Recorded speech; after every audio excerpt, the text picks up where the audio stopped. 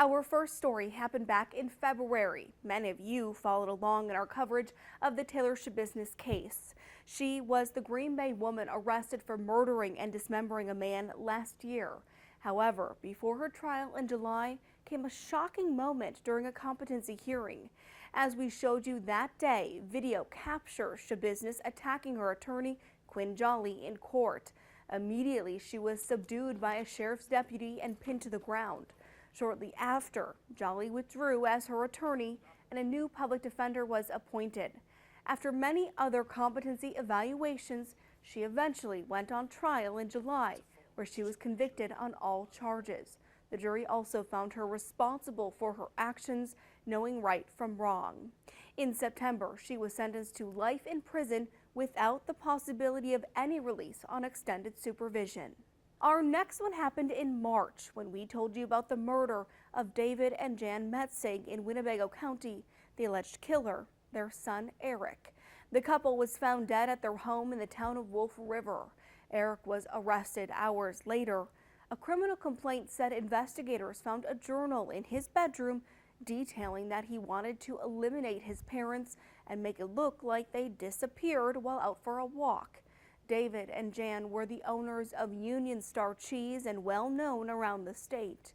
The funeral home said there's been a massive outpouring of support from community members purchasing flowers and trees to grow in the couple's memory.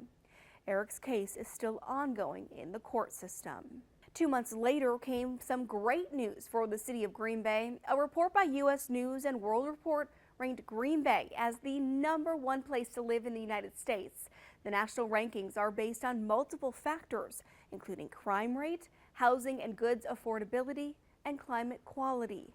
Green Bay's 6.9 on the magazine's 10-point scale was attributed to its low cost of living, proximity to larger cities, and stronger than average job market.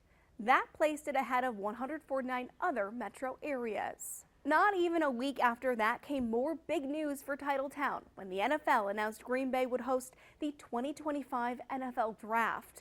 The NFL says the annual event will take place inside and around iconic Lambeau Field and Titletown.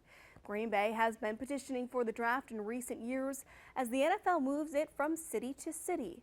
The Packers are expecting up to 250,000 visitors and predict it will bring a $90 million windfall to the state, including $20 million to the Green Bay economy. Earlier this month, the Green Bay Mayor Eric Genrich even welcomed and invited Kansas City's mayor to learn more about how his city handled the draft this past year. The draft in Kansas City welcomed more than 312,000 fans and contributed an estimated $164 million to the economy. Our last big story happened in January and in October when brothers John and Robert Solberg were sentenced to federal prison for separate fraud cases. The two brothers have been the subject of multiple ongoing first alert investigations, first started by our Sarah Thompson. In January, John was sentenced to 2.5 years in prison for defrauding sellers and purchasers of vehicles at used car dealerships he owned in Suamico and Kaukauna.